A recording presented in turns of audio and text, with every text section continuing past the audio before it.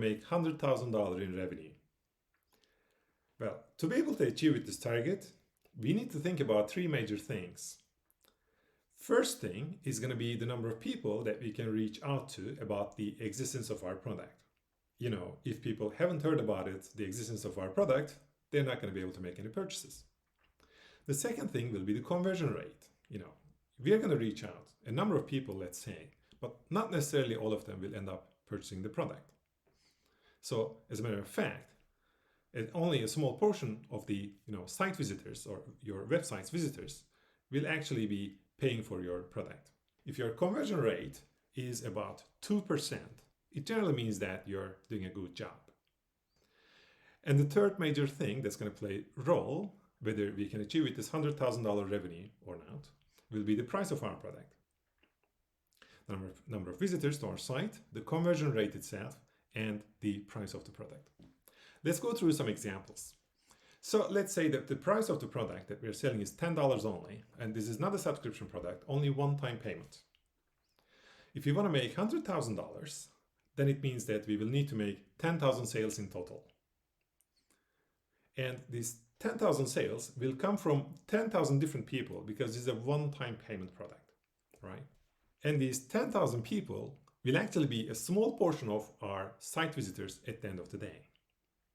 If we say that our conversion rate is around 2%, to be able to have 10,000 different customers, it means that we will need to have 500,000 visitors to our site. And this is actually a big, big number. Bringing 500,000 people to your site is going to be a very challenging job. So if you have a product idea where the fair market price for the product is around $10, and if you don't have the capability or network to bring 500,000 people to your site, then it will be very hard for you to make $100,000 revenue at the end of the day.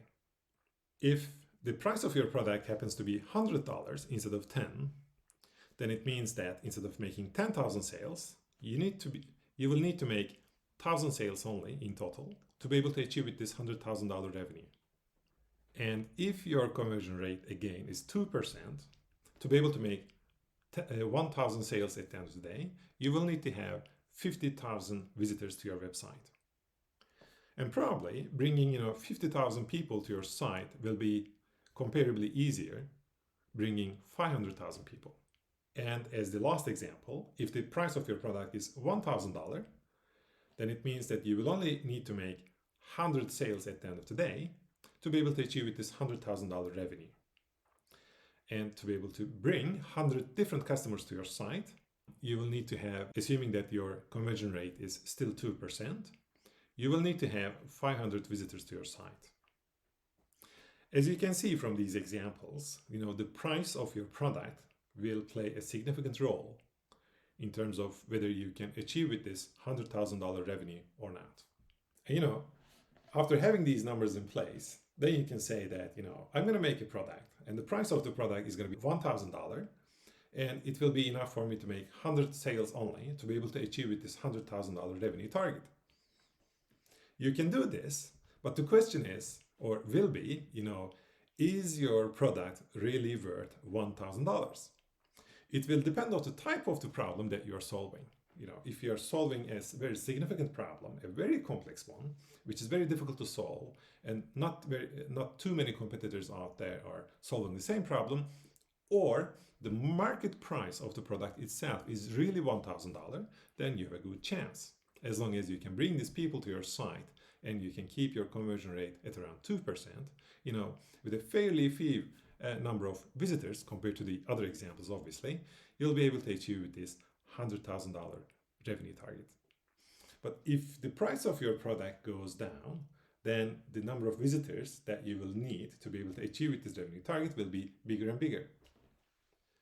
So I believe you should still be careful when setting the price tag to your products.